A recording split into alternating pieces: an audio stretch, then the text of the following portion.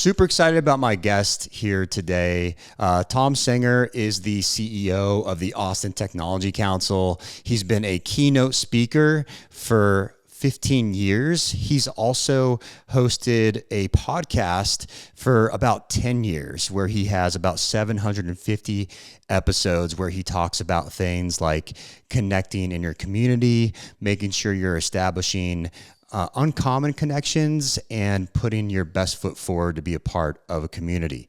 And today we're going to be talking about some events that are coming up that are hosted by the Austin Technology Council. We're also going to be talking about Austin and their technology scene in general. So I'm super excited.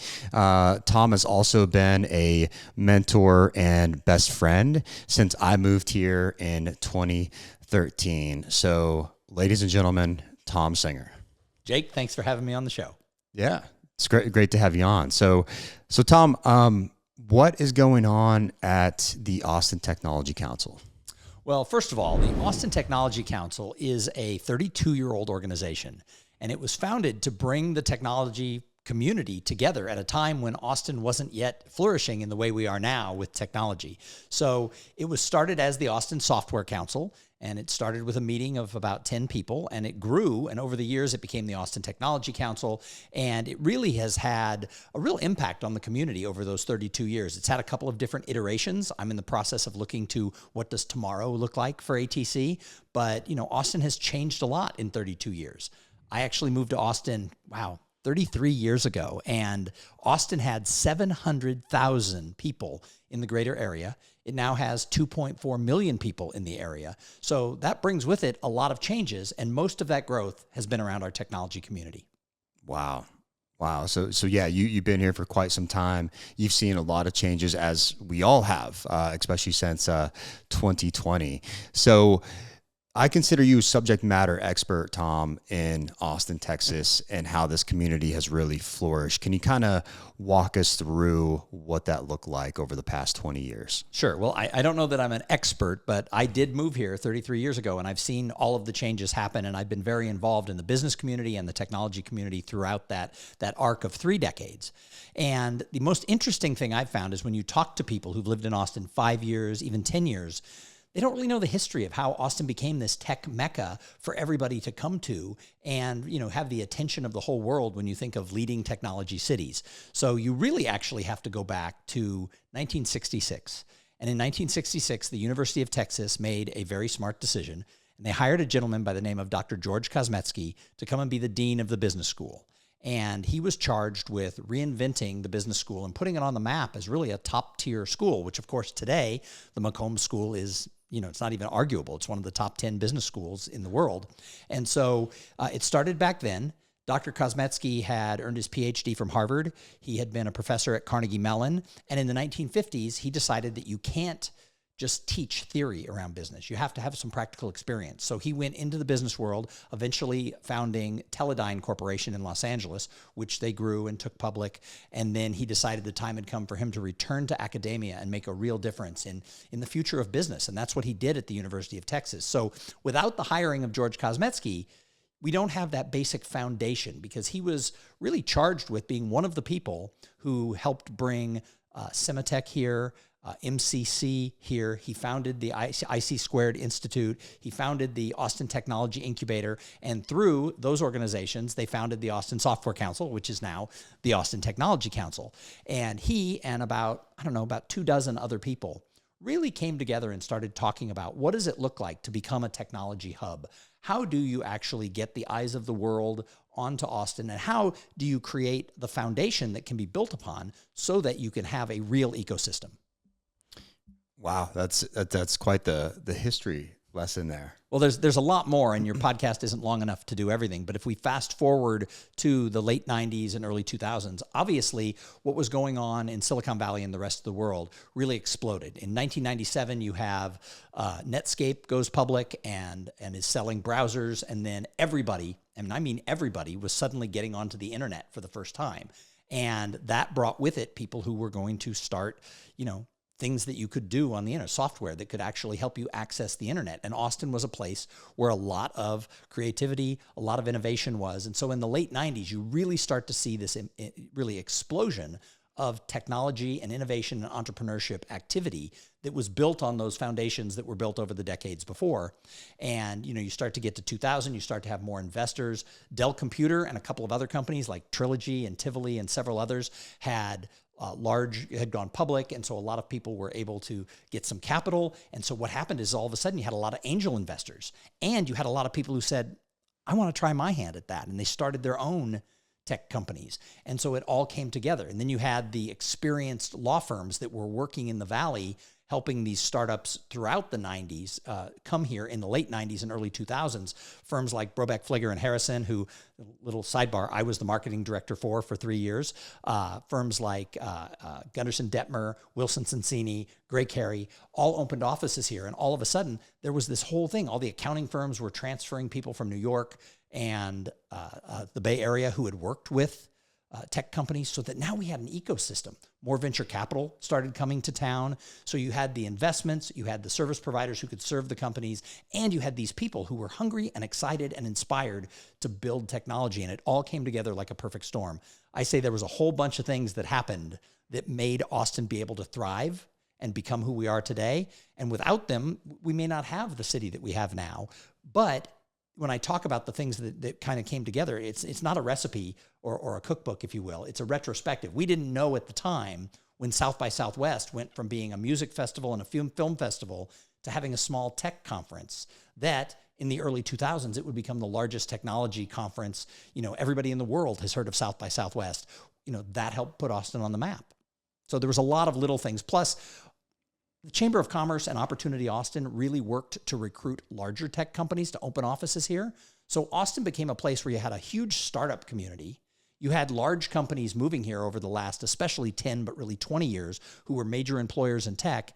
And you had a spot where mid-sized companies that got out of startup had the support of everything that they needed. So not a lot of towns are really able to thrive with startups, mid-sized, small and mid-sized growth companies, and the large big tech companies. But Austin, we just had the vibe to be able to do it. And, a couple of other things. We have fairly good weather. We won't talk about August and early September, but people would come, 40, 50,000 people would come for South by Southwest the second week of March, and they'd walk around and they'd be like, wow, this is great. Because a little secret, the second week of March, Austin has better weather than San Diego. Not true always the whole rest of the year, but the second week of March, we usually look pretty attractive. People would be like, I want to live here. And they'd arrive in like August when it was 110 and 100% humidity, and they'd be like, what have I done? Yeah. But all of these things started to come together that put us on the map, and it really allowed Austin to thrive. Wow. Yeah. And I definitely want to continue in this thread and vein of Austin, Texas. But you said something really important. So you were a marketing director, and I obviously know this because I've known you for a very long time. And you took the leap of faith that so many people in Austin, Texas are wanting to do, to become an entrepreneur and run their own business. Can you kind of walk us through going from a marketing director at a corporation to becoming your own business? Sure. So I had somewhat of an eclectic career. And I actually worked for a couple of places that either went out of business entirely or pulled out of Texas. And I didn't want to move. And so with that, I then had to find a new job. And I always found a new job within about 3 weeks. And people started saying to me, you're the only person, Thom, I know who gets laid off up. And they started asking me, could you talk about that? So I started speaking at some local business clubs on how do you network? How do you get involved in the community so that people know who you are? You build a personal brand, you help others, and you serve the community. Because when you do those things, it really creates opportunity for you down the road. And I don't know that I totally knew what I was doing, although I did have a mentor who was very big in teaching me that, I now call it that all opportunities come from people. A woman named Carol Thompson taught me that if you treat people well, opportunities are going to come to you. And even the famous Zig Ziglar said that you can have anything you want in this world if you can go out and help other people get what they want in this world. So that was just part of my lifestyle. And so people they hired me, company would pull out of Austin, someone would a couple times create a job for me. And like I said, people were asking me, more about that. And when I went to the law firm as the marketing director, the managing partner asked me to create a 90-minute class for lawyers on how to network and get involved in the community. And I literally thought they're gonna hate this. And at the end of the 90 minutes, one of the partners went back to his office and called all 10 offices of the firm I worked for and said, you've got to have our new marketing guy come in and do this course on how to get people engaged in your tech community in the city that you're in.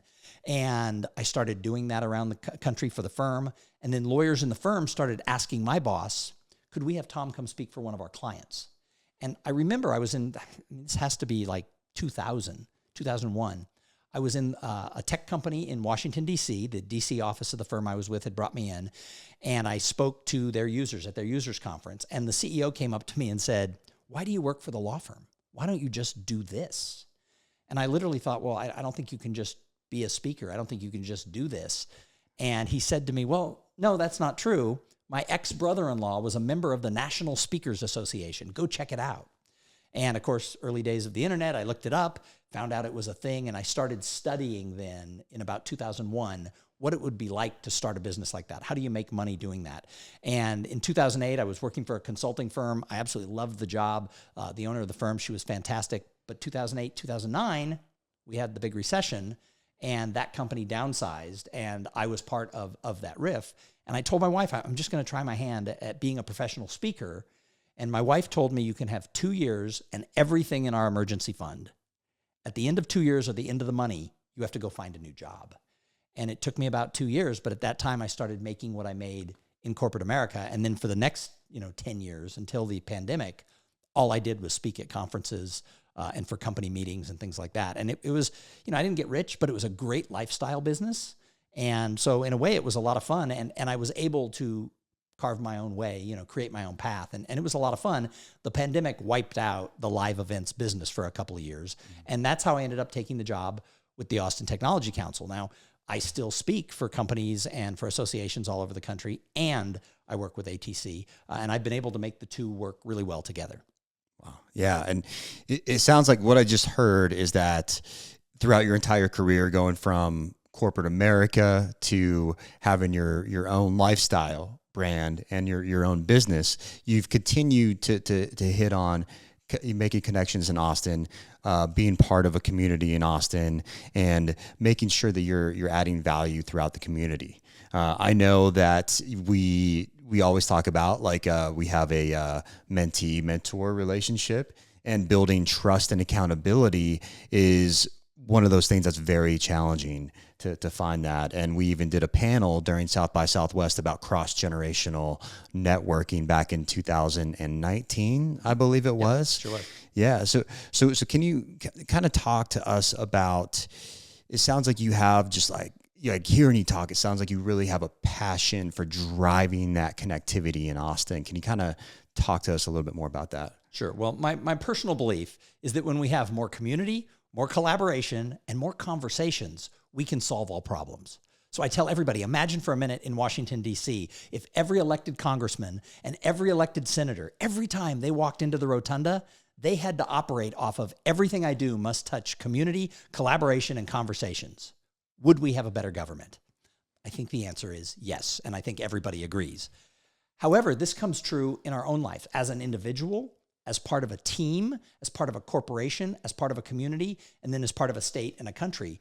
I think if we focus more on this idea of community collaboration and conversations, we're going to find more success. So I am passionate about it because I've lived it in my own life. I've seen the opportunities that have come to me because many years earlier, I helped people. In fact, like I said, my business collapsed during the pandemic, and I was just starting to realize I probably had to find some other employment. And this opportunity with ATC came up, and there was 4 or 5 people in the community who reached out and said, Thom, you'd be really good for this job. Are you interested? And I didn't know, I wasn't sure, but people in the community were really pushing me up, saying you'd be a great person to help, look to what's the next generation of the Austin Technology Council and to bring the community together as we get larger. And what I realized when I got the job is my daughter said to me, she said, what? The CEO of the Austin, how'd this happen? And I told her, and she goes, oh my God, Dad, what you've been teaching for 15 years is true. Because it was my network from 10 and 15 years ago that opened up the door and got me this opportunity. And so I think that the thing people have to remember is building a network that brings you opportunities isn't something you can do in the course of a week or a month or even a year. Because meeting someone once, Jake, does not make them part of your network. Do you know what meeting someone once makes them? An acquaintance? And I think that's a good answer, and that's what everybody says, but I think it's different than that. I think meeting someone once makes them someone you have met once. And there's a huge difference between someone you've met once and someone who you have cultivated a long-term and mutually beneficial relationship with. And that's what we have to remember is this is an investment over time. The mistake people are making today, how often does this happen to you? You get a LinkedIn request from somebody who is somewhat connected to your industry, and you accept that LinkedIn request, and immediately they send you a direct message trying to sell you something. Happens all the time. Yeah. And it's a mistake because it turns people off. They delete the message. They unfollow the person they just followed. Meeting someone once doesn't give you the permission to just start selling to them or start asking them to help you. It has to be a two-way street. So I tell people you have to engage in a community for a long time, find ways to serve other people, and realize it could take 5 years or more before the opportunities start rolling in. But I'm often asked to speak at corporations and associations to their young professionals groups, people who are your age and under, mid-30s, late 20s. And, they ask, what's the secret sauce to a long-term career filled with opportunities? And I said, it's the people who you meet. After you get out of college, most people never read another book. Very few people listen to podcasts or watch video shows like this. So the only way, if you're not actively out there trying to learn by reading books, taking courses, working with a coach, finding mentors, the only way that you're going to learn and grow is through the people who you meet and build relationships with. But nobody wants to have a relationship with you if it's one-sided. If your whole goal is, hey, I've just met Jake. What can Jake do for me? Jake's not going to do crap for you. However, when you go to a networking event, you meet someone for the first time and you find a connection and you think, wow, what can I do to serve this person? How can I help this person? Down the road, many of those people will help you. And where this gets weird is people say, well, Thom, I've tried to help people and they don't help me back. Well, that person may not understand what a reciprocal relationship is about. They may not have the contacts to help you because of what you do and what they do. You're able to bring opportunities to them, but it doesn't work for them the other way. Or sometimes they're just selfish as shit. And that's just humanity. But if you go out and just try to be helpful and nice and build up your community, some of the people will be like, I need to be in that person's orbit. And they'll show up doing things for you. Yeah. And that's so important. Once you identify your passion, what you want to do in life, to surround yourself around those like-minded individuals that are in the arena. I think that's in our, that's probably one of our favorite quotes is "Man in the Arena," Theodore Roosevelt. I actually have a big poster of it that I like to hang up in my office. And whenever I get down, I look at that for motivation. But Thom, so since 2020, you talk a lot about how there's an epidemic of loneliness, and you just hit on several things that the Austin community and other communities can do in kind of a bigger city. But what challenges are people facing in this work from home environment? And now, everything is online and there's just a lot of fast food connections. Well, this idea of this epidemic of loneliness comes from a gentleman named Dr. Vivek Murthy. Do you know the name Dr. Vivek Murthy? I don't. He is the current Surgeon General of the United States. But here's the thing about him. This isn't his first time being Surgeon General. He was Surgeon General under President Barack Obama. And when he took the job for the first time, he decided to go out and look at what was going on in America when it came to health, mental health, everything else, all the problems that we're facing with drugs and obesity and mental health crisis. And what he found was this thread that connected everything, and it was loneliness. And a lot of institutions for the past 50 and 60 years have been doing studies where they study this, and the amount of loneliness and the feeling of disconnectedness is larger now than it ever has been. Dr. Murthy's work was actually before the pandemic. And what he and some other people who've done research have found is that a lot of people really found their social outlet. I mean, human beings, whether you're an introvert or an extrovert, doesn't matter. We want to belong, we want to feel accepted, and we want to be seen as part of something. And people suddenly weren't feeling as connected over, decades. And then you have the pandemic. And all of these people who had their social outlet was going to the office, going to lunch with people at work, hitting happy hour on the way home, talking to people by the water cooler. It was ripped away and everybody was put home. So the pandemic exploded this epidemic of loneliness, these feelings of disconnectedness. And as we've opened up over the past 2-3 years, many people haven't come back to the office. Many people are fighting coming back to the office, which is fine. I mean, everybody can do what they want to do. I don't have an opinion on back to the office or work remote. However, if you don't have some sort of social engagement, if you don't have something where you feel you belong to a community, human beings are wired that they need that. We need each other. And so we're seeing more and more people who don't feel they're seen, don't feel that they're heard, don't feel that they have a place to put their voice. And so that's why I believe that right now in our society, bringing community together, having organizations like the Austin Technology Council and so many other groups that serve our community in Austin, having places where people can go and learn, listen to speakers, but also network and find out who other people are. It's more important now than ever. So Thom, how is the Austin Technology Council helping the Austin community connect together? Well, one of our charges when we were founded 32 years ago was to not only help put tech on the map as the future economic driver of Austin and to help create an ecosystem, one of our charges was to bring the community together. But if you work in an industry and you don't have connections in that industry and you're not connected with the people inside your company, again, you're going to feel some of this loneliness. You're not going to feel belonging. And when people come together, that is what sparks creativity and innovation, both for educational events, roundtable sort of think tank events, and then also just networking so that people could get to know each other. So as we look to the future, my belief is one of the charges of the Austin Technology Council is to celebrate the past, to be present in the now, and to look to the future. And so the idea of celebrating the past, as I mentioned earlier, if we don't know where we came from, if we don't know who laid the foundation for all the great things that are happening in Austin, then we're not doing ourselves any justice, and we'll probably repeat some of the past mistakes. So we need to educate people and celebrate that past. Being present in the now is you can't live in the past, but you also can't live in the future. There are a lot of things happening in the world of technology. There's a lot of things happening in the state of Texas, and there's a lot of things happening in Austin that affect small to mid-sized growth-oriented companies. So we need to be present and keeping up with what are these things that are happening so that we can help educate and help bring those people together for a cause, whether it's advocacy, whether it's get out the vote, or whether it's coming to a big event. And then we have to look to the future because there are a lot of young entrepreneurs who are innovative, who are making their home here, who are starting new businesses, and we need to be able to celebrate who they are and make sure that they're getting that mentorship that they need so that they can grow in to be the next leaders of our tech community. So we're working hard to be that glue. What I say is the Austin Technology Council needs to be a thread that lightly weaves through everything in tech in Austin. That means we need to touch and support the companies, the growth-oriented companies and the larger companies. We need to be able to support the other technology groups that are in town. So we've been partnering heavily with the Chamber of Commerce, with Austin Women in Technology, with the Austin Venture Association, and so many others. We need to be that thread that runs through so that somebody is connected to everybody, because you've got fintech organizations, you've got medtech organizations, you have software organizations and gaming organizations, and all of this is good.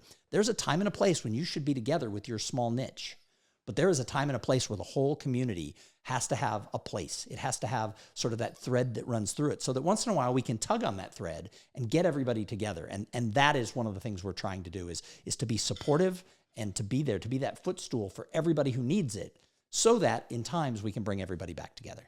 Yeah, I couldn't agree more. And what's unique about Austin is it's not just pinned down to one industry. There's so many industries that are flourishing in here. Obviously, we have the tech sector that's booming in Austin, Texas, but we also have finance. We also have legal. We also have a lot of traveling nurses and things like that. Even entertainment and comedy are just booming right now, which I know that you're a part of. So if you could kind of tell the audience what is the comedy scene like in Austin? Well, I'm hardly an expert, but I've done about 200 open mics, about 100 of them in Austin, 100 of them when I'm traveling.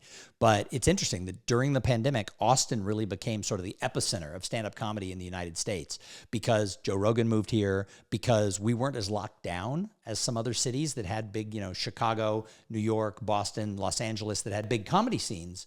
They couldn't have open mic nights.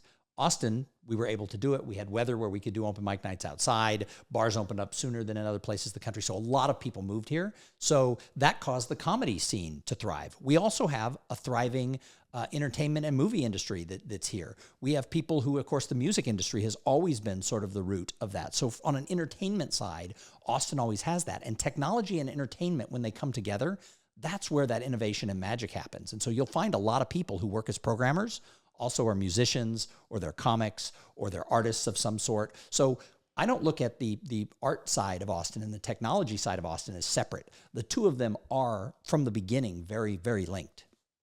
Yeah. And like, what have you learned from all the open mic nights that you've done? Well, part of it is that as a speaker, as somebody who gets on stage, I've learned to be more confident and more playful. I think that I probably early on in my speaking career was always wanting to make sure that I looked like I knew what I was talking about and I wanted to be an expert. One thing I've learned in the last 5 years is just get up and have fun on stage, because giving a speech in a corporate environment, if you're experienced enough, even if you're just with the speech, nobody's going to walk out. Nobody's going to start having side conversations. But if you suck when you're doing comedy, people will boo you. People will get up and leave. People are paying no attention. So I have learned a lot about what is involved with keeping people engaged. The other thing I've learned is that humor, not just on the stage for comics, not just in a movie or something like that, but humor is super important in our life. If we can't laugh at ourselves, if we can't look at our failures along the way as an individual or as an organization, then we're missing out. We have to be able to be a good sport. When you do an open mic night and you're trying new material, sometimes you're going to suck. And what happens is you get up there and you think you're funny and it doesn't land. It doesn't mean the joke is wrong or it can't become funny. You just haven't figured out how to do it yet. Right. Well, one thing I've learned is that's true in life. I mean, we're trying a lot of new things, which is sort of a motto I have, is you've got to expand that envelope. We're trying a lot of new things at the Austin Technology Council and throughout the whole Austin tech community. And if we're not willing to try, then we're never going to make it. But if you try something new, you might fail. So, we implemented some new things. I started this new breakfast. We had some events before I got there, and I started these breakfasts that were networking breakfasts that also had, sort of a general business topic. So it was open to everybody in the community. We started drawing 50, 60 people a month to these breakfasts. We do a happy hour for the last 20 years right before South by starts. This year we had 350 people in a bar on 6th Street celebrating the springtime and celebrating tech. And it was people from all walks of life in the technology community, whether from tech companies, from the service providers, people who were in startups, people who were with large companies like Tesla and Amazon were there. And so, bringing that whole community together, it was such a success. We're going to try a fall happy hour, which is something new that we're going to do. Last year, I kind of stuck my toe in the water. This year, we're going to try and do a larger fall thing. Maybe people don't want to come out and party in the fall. I bet they do, but we got to try it. And so we also are launching a brand new program this year that is going to look forward. It's going to celebrate the past, be present in the now, and look to the future. And this is going to be called the Austin Tech Hall of Fame. Tell us more about that. So it's the Austin Tech Hall of Fame and the First Time Founder Award. And my belief is that there are so many people who really laid the foundation of what is Austin and what is tech in Austin, going back 30, 40, 50 years, that we need to celebrate that. And we probably should have had this Hall of Fame going for 25 years. 10 years ago, the Austin Technology Council started the idea, and then there was some turnover and it never got done again. So there's actually one person who is already part of the Austin Tech Hall of Fame from a decade ago who we will continue to honor. We'll bring him forward on this. So what we're doing with this event is we're going to honor 8 foundational people from the community. Some are passed away. Some are still with us. Some are still working in the community, but we're going to honor 8. The idea is I talked to people when I came up with this idea, there are 40 or 50 names that everyone agrees should be part of an Austin Tech Hall of Fame. Right. But starting with one person, it would take forever to get there. But dropping 40 or 50 names into a Hall of Fame on one day at one cocktail reception would be sort of overkill. So I'm taking a 5 or 6 year approach to launching the Hall of Fame. And I'm hoping that every year it will grow and change, but every year we'll honor 6 to 8 people who foundationally created what we have today. Then we'll have a 2024 inductee, and we'll have a 2024 First Time Founder Award. Again, going back to the fact that it celebrates the past, is present in the now, and it looks to the future.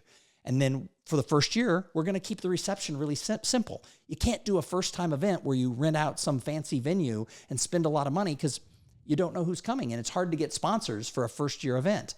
I have some amazing sponsors for the Austin Tech Hall of Fame and the First Time Founder Awards. And I'm really appreciative of the people in the community who said, let's build something together. And that's what these sponsors did. So next year we'll have some more sponsors and we can maybe go fancier and bigger.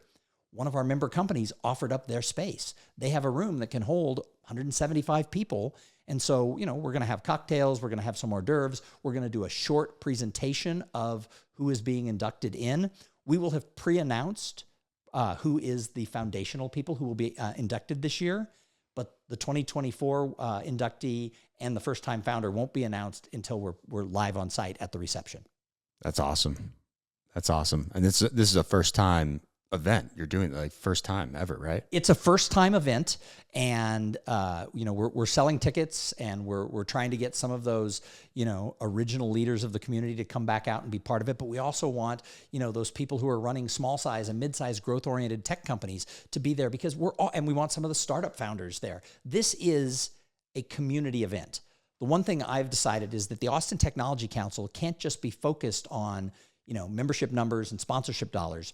We have to be a community group first and a membership group second. Because if we're able to go out and help and serve the greater community of tech in Central Texas, people will support us. The members will come, the sponsors will come, but we've got to be out there working together. And again, being that thread that helps tug everyone together into that same direction. And that's why we work so closely with Opportunity Austin, with the Chamber of Commerce, with the Austin Venture Association, et cetera. We work with these other organizations. And in fact, for the Austin Tech Hall of Fame and the First Time Founder Award, I think it's 9 other business nonprofits who have come together as our community partners. Now, all they're going to do is help me promote the event. They're going to make sure that some of the right people get there, but I'm going to recognize them as being community partners that serve tech. So it's not their event. It's the Austin Technology Council's event. But it's not just about the Austin Technology Council. It's about everything that makes Austin so awesome. And there are a lot of organizations, and no one organization can be sort of the center, the hub of everything. We all have to be like a pattern of circles that interlink, instead of one person or one organization like ATC trying to be like, oh, we do this, we do that, we do this. I work with the Austin, the Central Texas Angel Network. We just had them on our podcast to be able to promote about how to get angel funding or how to become an angel investor. These are things that matter to our greater community. And so instead of me trying to put together an angel group under ATC, we promote CTAN. So I want to make sure that there's this whole idea of community, collaboration, and conversations. And that's what ATC is trying to drive. Yeah. And you're starting with community. I like that you're saying that, because I think the audience is really going to resonate with that. Thom, what advice would you give to the newcomer that just moved to Austin, Texas? Well, moving to Austin, Texas today is very different than moving to Austin, Texas 33 years ago when I did. In 1991, when I moved here, again, there were 750,000 in the greater area. There's now 2.3 million people, so it's much more crowded. It's harder to get established. I think our rent was $700 a month for a 2-bedroom condo in Central Texas, or in Central Austin, at the time that we moved here. That same condo is probably $3,500 a month now to rent. I don't know. I've never looked it up, but it's a lot more expensive. So moving here, it's a little bit more expensive. It's also a little bit harder to meet people because we're a larger city, but also in addition to that, I think society has changed. I think people used to show up at things more often, and now they sort of want to pre-think. They want to prejudge every event in town and think, well, who's going to be there? And the problem with prejudging things all the time, you miss the serendipity of building a network, of making those connections. And so I tell people, don't judge an organization until you've attended 5 or 6 of their events. And people go, 5 or 6 of their events? I'm like, yeah, because organizations have different types of events. They have different constituencies that come to different things, and they might have a part that's perfect for you. But if you go one time and you don't go to the right event, or you don't meet the right kind of people, you think, this organization's no good. You've got to commit for a while to decide. Then you can judge, is this the right group for me? So what I would tell that newcomer is find 3 or 4 organizations that match up with what you do in your career, that match up with what you want to do socially, and just make a commitment that you're going to attend their events over and over and over again. Because what will happen is you'll meet Jake at one event, and you'll meet Bob at another event, and you'll meet Diane at another event, and then Becky at yet another event. And then you'll go to one event, and all 4 of them will be there, and you already have a friend circle at that group. But it takes time and it takes effort. And when people attend an event and say, I went one time and I didn't meet anybody, I didn't get anything out of it, my response is, it takes 7 to 10 interactions with somebody, not before they're part of your network, not before you're friends, but before they even notice that you exist. So you have to have a commitment that you're going to be engaged in that community, you're going to help people, you're going to ask questions. And if someone's a newcomer to Austin and they find some of these groups, and you can find them on Meetup, you can find them by asking other people in your industry, what types of things do you go to? If they will just commit to take that first 6 months to meet people, they're going to be able to have more of a connection to the community. And through business, we make a lot of our social friends. And so they'll actually have a friend group that they can create if they're active and engaged. Yeah. Yeah, it's really about, taking action, figuring out what you want to do, whether it's starting with your community or your colleagues, like where you work. When you first moved to Austin, I remember I moved to Austin back in 2013. I was working at Enterprise Rent-A-Car, and that was my circle of friends. But we started to, attend different events, meet different people, and get associated with different groups, right? And it's just expanding out of that network, that bubble, right? But when you first move to Austin, you're oftentimes you have your coworkers, but that is kind of shifted now because everyone is remote. Right. And so what you're saying is to really identify the groups, which we've just talked about, that are doing cool things, trying new things, which is your awesome motto, that's really trying to connect everyone in the community. Well, and so there's a lot of business groups. There's also a lot of groups that are around charities. There's a lot of things people can volunteer at the food bank. People can get involved with their church or their synagogue or their mosque or whatever their faith community is. People can get involved with things that fight for a cause, like around a health issue or something like that. And then there's social things. There's Austin Sports and Social, which is a phenomenal organization here in town. The owner of it is a really good friend of mine, and he brings together the 20 and 30-something crowd to play volleyball, to play kickball, to play pickleball, etc. And then they have social events afterwards. So you can get together with people who are your age and you can meet people. There's running clubs is one of the biggest ways people are meeting people now. So if you're a runner, you can wake up at 6 in the morning and go running with a bunch of people. If you're staying home and not getting out there, and then you wonder, why do I feel disconnected and lonely? I see a connection. Yeah. Yeah, those two things are probably related there. But yeah, there's a lot of other things that you could do. I mean, there's Sweat Pals, which is taken off here in Austin. We talked about Mark Tucci and Austin Sports and Social that you can get involved in. It's really taking your hobby and figuring out where the groups are, whether it's on Facebook groups, meetup.com, Austin Sports and Social, Sweat Pals. Those are all things outside of the professional network that you can get involved in. So, Tom, I did want to, hit on one more thing before we land the plane or wrap things up. I don't know why I just said land the plane. That's something that I never really say, but it just came out. So you've been doing podcasts for 10 years and you're at 758 episodes, I believe, or 754. Of my personal podcast. Of your personal podcast. Yes. And it started out as cool things that entrepreneurs do, which I think is really cool because a lot of people that are moving to Austin, Texas, I believe the number was about 20% that 20% of people that are moving to Austin, Texas are starting their own business or doing a side hustle. And you've done 758 episodes and now it's making waves at the C-suite. So can you kind of speak a little bit more to what you're doing with that podcast? Sure. So I started the podcast in 2014, and this was before podcasts became really popular. And it was called Cool Things Entrepreneurs Do. And I interviewed business people who were doing cool things, either in their company or in their personal life. And that was great because it was a great way to open and do everything.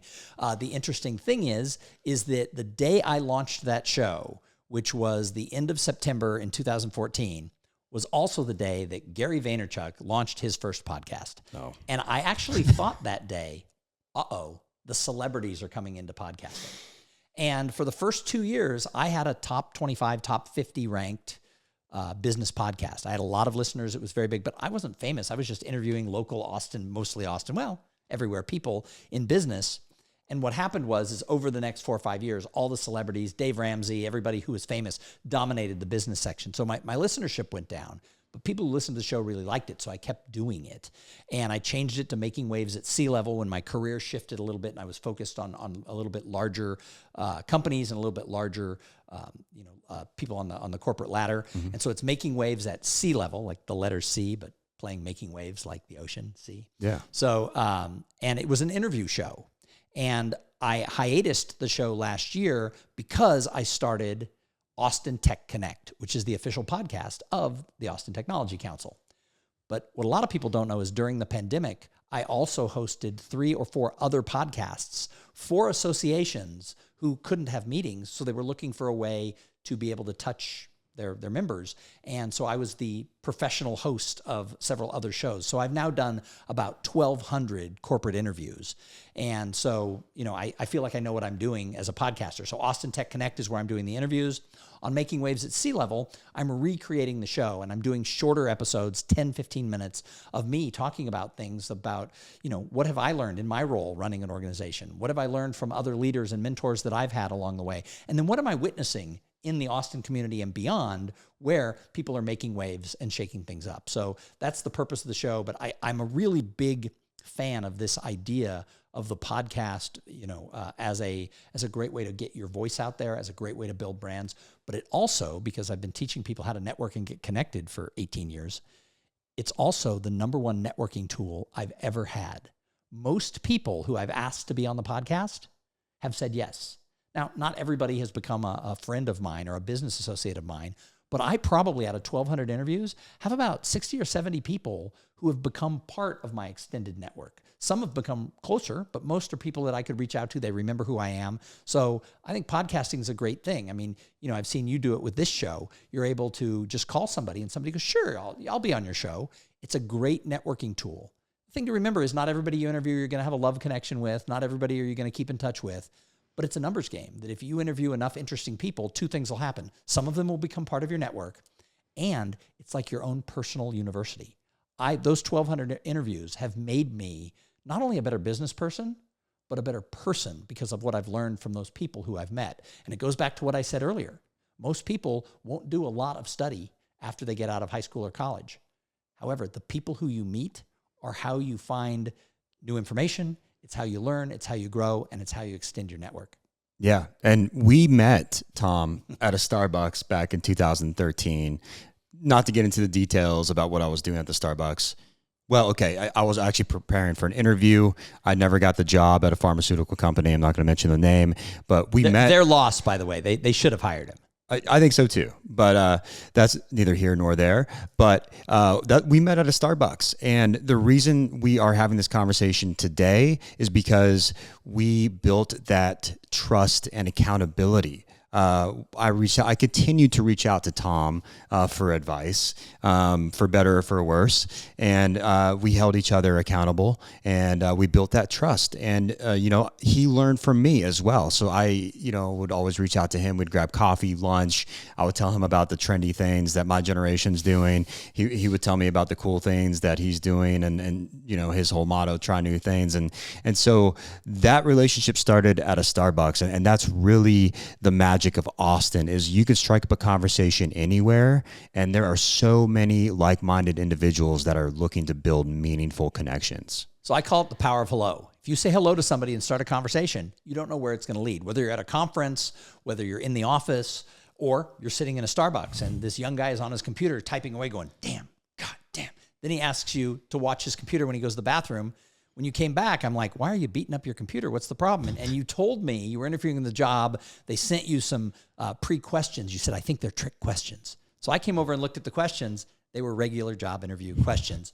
But I gave you some advice. Obviously not good enough. You didn't get the job. But you called me and thanked me. This is the key part. If you want to build a network, if you want to build relationships, if you want to find a mentor, you have to follow up. I always tell people that when two people meet and there's like a mentor-mentee possible relationship, it's up to the mentee to follow up, because early on after I got to know you and you had said, hey, would you be my mentor? Could I ask you questions? I said yes, but I couldn't call you if I hadn't talked to you in 3 weeks and be like, hey, Jake, can I mentor you today? That would be weird. Creepy. But because you reached out and called and asked me about career questions, and then we became closer friends, and you asked me about personal things, in your life and stuff, and I was able to share, and I was willing to do it. And I have people all the time who say, why do you give so much time to these people who you've mentored? They don't pay you. You should turn it into coaching and charge them $100 a month. Well, I don't think that mentorship is something you can monetize. I think it's a friendship. It's a mutually beneficial relationship that is built. And I think it's up to the mentor to be willing to take the phone call, but the mentee early on has to make that call the first time. Now, if I haven't heard from you, I can call you and go, what the hell are you up to? But in the early days, it's up to the mentee to call and seek that advice. But if you hadn't said, hello, if you hadn't asked me to watch your computer and then I hadn't asked you some questions, I wouldn't have you're one of my closest friends. And I wouldn't have that if I wasn't willing to talk and I wasn't willing to take your calls early on. So there's a lot of people out there teaching people to protect their time and say no to people who want to pick their brain. I think that's the worst advice you can get. If somebody says, don't let people pick your brain, monetize it, charge them to go to coffee, they're missing out and you're missing out. I think when somebody says, hey, can I pick your brain or ask you for some advice? I think it's the biggest compliment you can give somebody. Because think about this. If you think somebody's a tool, do you ever say, can I pick your brain for some advice in my life or my career? No. If you think they're dumb or an idiot or rude, you don't ask them for that. So anytime somebody says, can I ask your advice? Can you pick your brain? I need some help. That's a huge compliment. And so you should find reasons to say yes. And I've said yes to a lot of people, not just, people I can mentor, but just people in general who, if they want to get to know me, I want to get to know them. Doesn't mean we all get along and become the greatest of friends. And sometimes you build friendships with people and they're in your life for a season. For whatever reason, they go away. They move away. You have different interests. You drift apart. Or they're just an asshat and they pull something and, they're out of your life. Oh, well, there's other people who can come into your life. But then there's some people who become what I call forever friends. And this is both personal friends and corporate connections. These people who you have that mutually beneficial relationship with. They know who you are. You know who they are. You know what the other person's trying to accomplish. You trust each other. You hold each other accountable. And you have fun along the way. That is what makes the biggest difference. So I think you should find reasons to say yes to meeting people because, I'm fortunate. I have a lot of people in my life, but I've met 10 times as many people. Not everyone you meet becomes part of that network. So say yes to people and just take a chance that most people are good and some of them you're going to connect with and stay in their life. Yeah. And we're best friends. Like we're best friends, like you and I now. I mean, my kids actually called Jake my fake son because I spend so much time with him. Yeah. Yeah. I mean, we still have a lot of fun. We're doing this right now. One more question before we wrap things up here.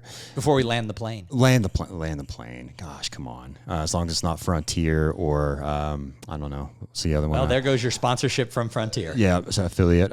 Maybe I shouldn't have said that. I'm going to cut that out. There's so many creators and the content creator economy is really booming right now, Thom. And you've been doing this for a long time, over 15, 20 years. What advice would you give to the person that's just starting out creating content? Well, I think the first thing is if you want to create content because you're an artist, because you have that creative spark inside of you and you don't care about, the monetization of it, go out and create content. It's fun. It's an outlet. It's wonderful. If you're looking to become a creator or somebody who is a solopreneur or somebody who's using their skill set as a way to make a business and you want to monetize it, one of the things is don't look at the people who are the outliers, the people who started a YouTube channel and were making $1 million a year later, or don't look to the people who did it 20 years ago and think you can copy them. People like Gary Vaynerchuk and others, people go, I met somebody once and I said he wanted to be a speaker. And I said, who do you want to be like? He goes, I want to be like the next Gary Vaynerchuk. And I go, do you know how Gary Vaynerchuk got started? And he had no idea. So the problem is people look at the outliers in their success and they just want to be them. They don't realize how somebody starts. Gary Vaynerchuk started making wine videos for his dad's wine store, but he was funny and YouTube was brand new, so it was easy to go viral. And, he did that and then he quadrupled or 10x the size of the wine store through what he was doing. And so that's great, but you can't just start making silly videos today and go viral because so much content is out there.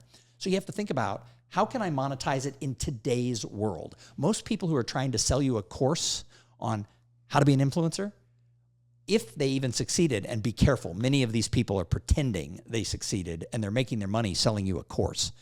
But if they did succeed, you got to realize, when did they succeed? And do you have the similar, chops to be able to do that? Because we can't do what they did. In the speaking world, one of the most famous speakers of all time, of course, was Tony Robbins.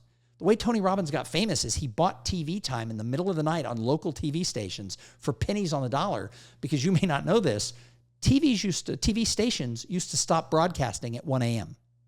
and then would come back again at 6 a.m.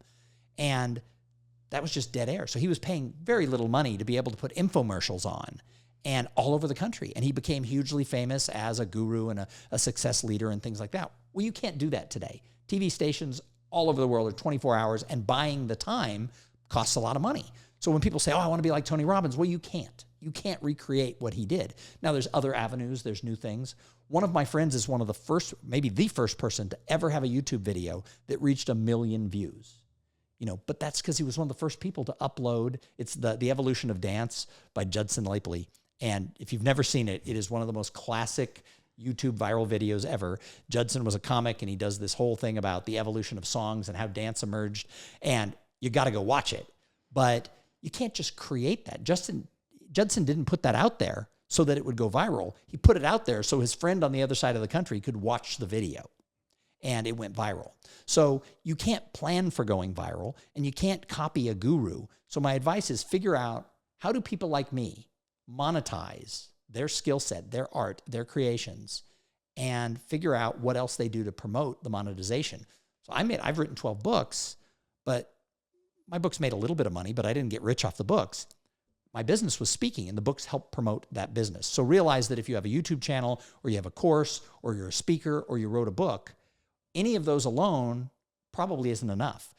You have to be doing things in other mediums so that you can reach a wide audience that drives people to where you can actually monetize. And I think YouTube is great with what they do when you hit monetization, if you can get a lot of views, but very few people, like nobody, is able to monetize on YouTube these days. They look at Mr. Beast and they think, I want to do that.